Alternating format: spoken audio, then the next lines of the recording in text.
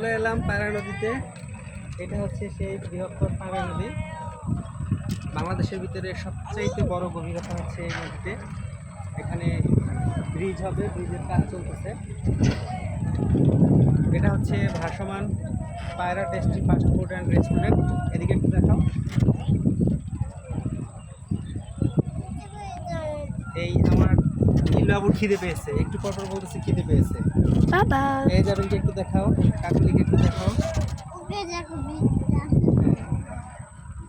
তো আমরা আজকে এখানে ঘুরতে আসলাম। আমরা কিছুক্ষণ পরে পায়রা টেস্টি ফাস্ট ফুডে খাওয়া দাওয়া করবো। আমরা সন্ধ্যা পর্যন্ত থাকবো ইনশাল্লাহ।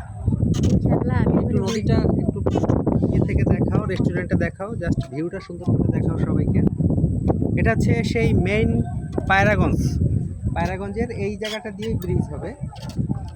এই যে এখানে যে স্কুল রোডটা দেখা যাচ্ছে, এই পাশ দিয়ে ব্রিজ হবে। এই পাশ থেকে একদম ওই পাশ পর্যন্ত। থাক নাম ধাম শুনেছি আমরা। এটা এদিক দিয়ে ব্রিজ হলে পটুয়াখালীর সাথে সংযোগ হবে না?